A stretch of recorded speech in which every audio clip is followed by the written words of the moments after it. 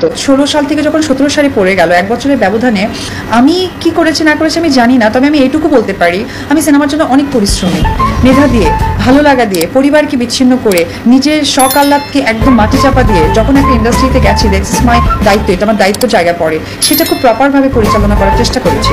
ব্যক্তি জীবনে যে অনেক আনন্দ থাকে সেটাকেও সবসময় বালু ঢাকা দিয়েছি। কেন দিয়েছি? এই যে লোকগুলো কোটি কোটি টাকা আমাদের প্রতি মানে আমাদের উপর যে ব্যয় করে, সেটার ফিডব্যাক যদি আমরা দিতে না পারি তাহলে তো তাদের সাথে আমাদের বেইমানি করা হবে।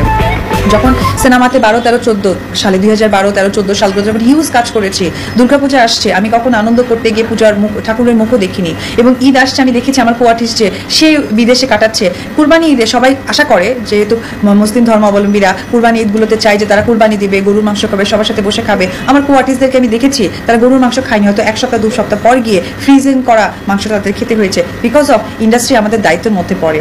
তো দায়িত্ব এবং সেটার